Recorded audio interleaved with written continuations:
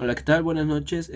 Soy Carlos Estrada Ramírez y soy estudiante de la Facultad de Ciencias Políticas y Sociales de la UNAM. Am, el motivo de este video es hacer un trabajo referente a la obra del libro de Carl Smith, Concepto de lo Político. Vale. Bueno, en este trabajo nos centraremos en la obra presentada por Carl Schmitt, la cual fue lanzada en 1932. Este es el concepto de lo político. Vale. Para comprender el trasfondo de esta obra es menester aclarar en qué contexto histórico se desarrolló. Tomemos en cuenta que el nacionalsocialismo um, subió al poder en Alemania en 1933. Esta obra fue lanzada un año antes de que el nazismo estuviera en el poder.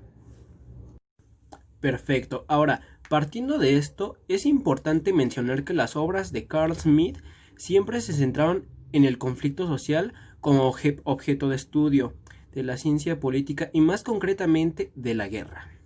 Sus obras atraviesan los avatares políticos de su país y de Europa a lo largo del siglo XX. Recordemos que Smith era de Alemania y llegó a formar parte del Partido Nacional Socialista, donde ejerció varios cargos en el régimen nazi, entre 1933 y 1936. Pero las amenazas por parte de la SS lo apartaron del primer plano de la vida pública.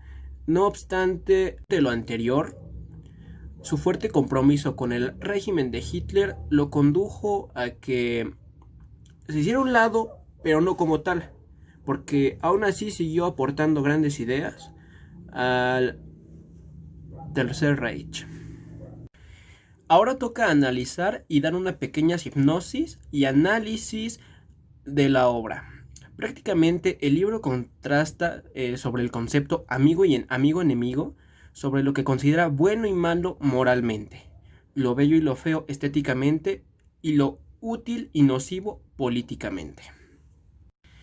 El texto de Smith aborda el concepto de Estado, en donde este menciona que el Estado es el estatus político de un pueblo organizado en el interior de sus fronteras territoriales.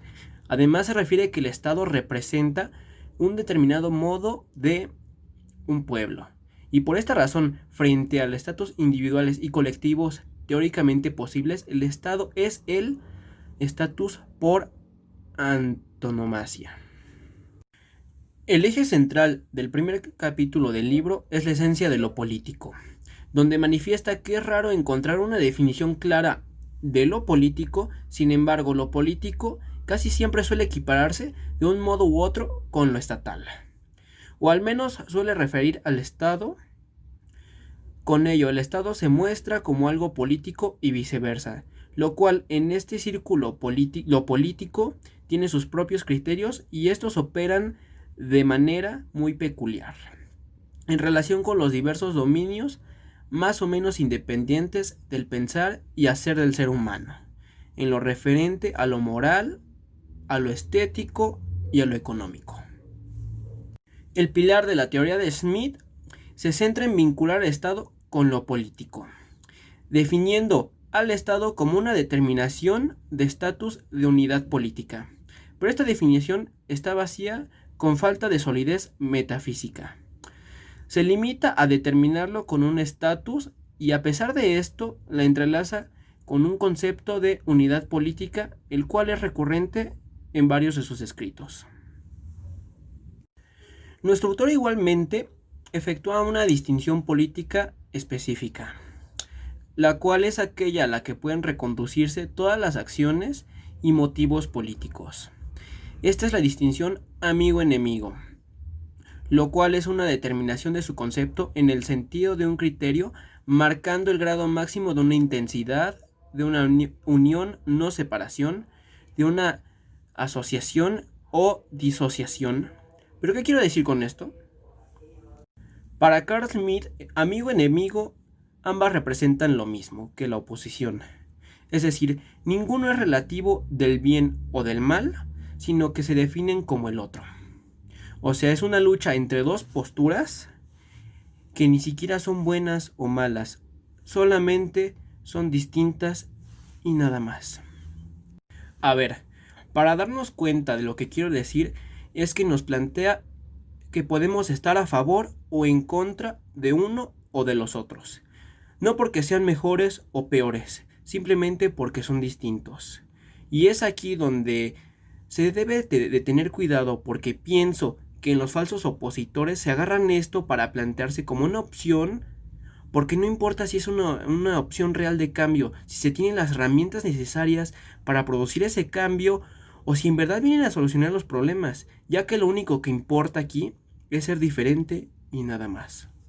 Para Carl Smith y su pensamiento de lo que se llama un realismo antropológico, el humano es un homo homini homo.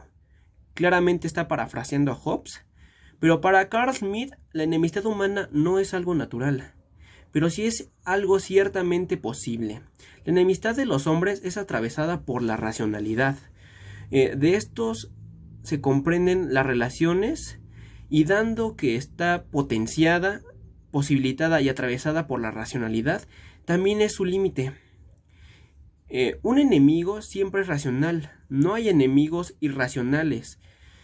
Esta enemistad, por lo tanto, no es protagonizada por individuos donde podemos encontrar pasiones, sino son grupos que representan ideas.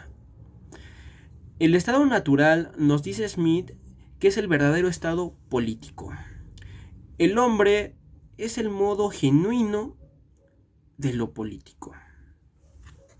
Ahora bien, ya que sabemos qué es para él un enemigo, también nos dice que un enemigo hay que eliminarlo, erradicarlo, ya sea mediante la guerra como tal o no. Para Smith, el Estado y la soberanía son las bases de las limitaciones legales de la guerra, ya que una guerra llevada correctamente según las normas del derecho internacional europeo tiene más sentido de derecho y reciprocidad también el procedimiento jurídico. Es decir, el mundo de esa época, la única forma de resolver un conflicto y demostrar o mostrar soberanía era justamente desencadenando una guerra.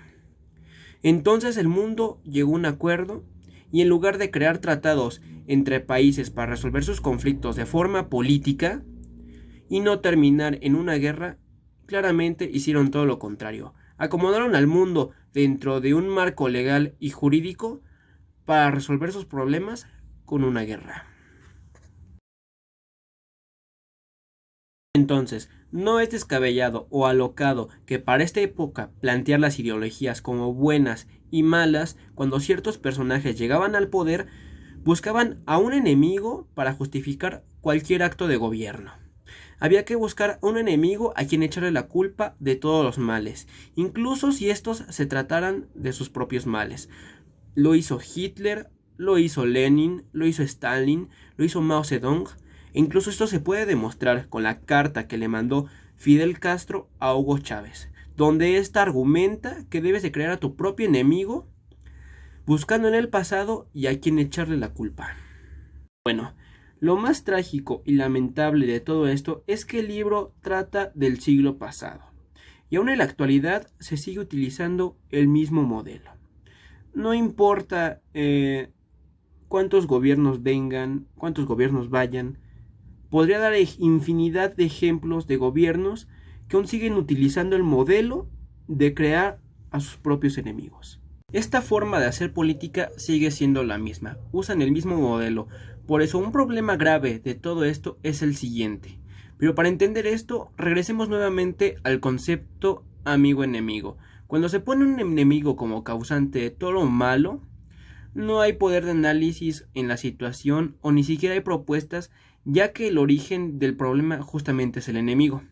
Y la solución es eliminar a ese enemigo, como ya antes he mencionado. Pero acá ocurre una contradicción.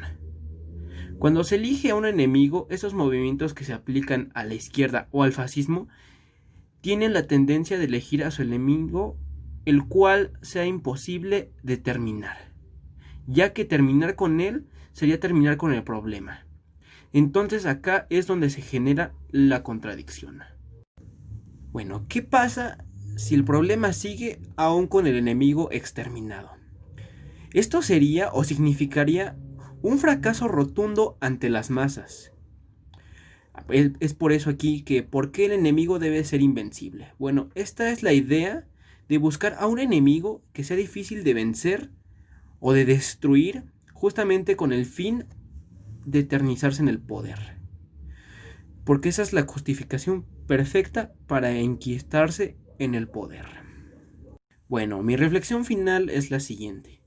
Tristemente, este modelo, esta teoría que nos planteó Carl Smith en su obra El concepto de lo político, es utilizada por gobiernos como el de Nicolás Maduro en Venezuela, donde él ya se eternizó en el poder gracias a los enemigos de Venezuela, ya sea el capitalismo, Estados Unidos, entre otros factores, entre otros enemigos que él mismo ha estado inventando para justificar su eternización en el poder. Esto claramente nos quiere decir que camina mal. Muchas gracias.